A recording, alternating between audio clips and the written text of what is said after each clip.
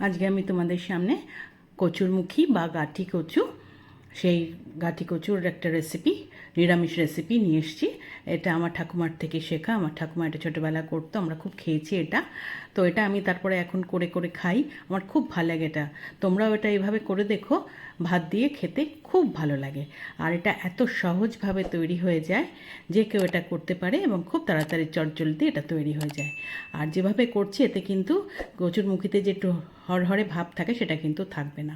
প্রথমে এরকম লম্বা লম্বা টুকরো করে কেটে নিয়ে আমি একটু ভাপিয়ে নিয়েছি কচুরমুখীগুলো, আর কালো জিরে নিয়েছি, আর কাঁচা লঙ্কা নিয়েছি। খুব সামান্য ইনগ্রেডিয়েন্টস দিয়ে কিন্তু এই তরকারিটা রান্না করা যায়।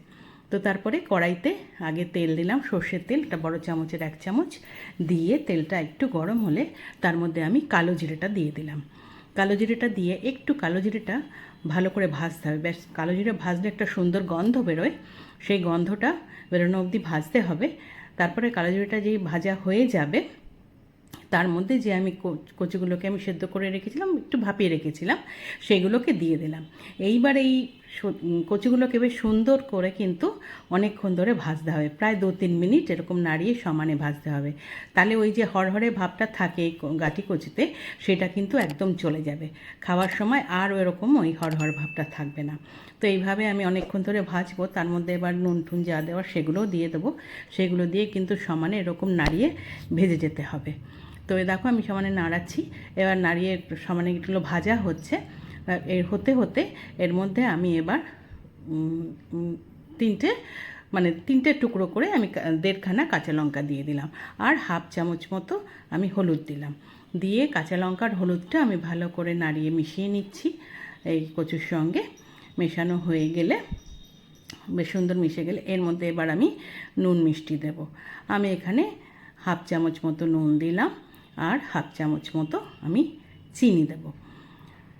নুন আর চিনিটা দেওয়া হয়ে গেলে বেশ সুন্দর করে আবার নুন চিনিটা মিশিয়ে নিয়ে সমানে কিন্তু ভাজা হচ্ছে। দেখো বেশ সুন্দর তলায় এবার লেগে লেগে আসছে, মানে ভাজাটা হয়েও গেছে, বেশ গায়ে রঙে ধরে গেছে। এইবার কিন্তু আমি জল দিয়ে দিলাম পরিমাণ মতো। 1 কাপ, বড় 1 কাপ জল দিলাম, কচুগুলো যাতে ডুবে যায়। এবার কচুগুলোকে আমি জলের সঙ্গে মিশিয়ে নিয়ে আমি ঢাকা দিয়ে আমি 5 মিনিট হতে দেব। যেহেতু এটা হাফ সেদ্ধ করা রয়েছে, খুব তাড়াতাড়ি হয়ে যাবে। 5 মিনিট পরে খুলেছি, আমার কিন্তু তরকারি হয়ে গেছে।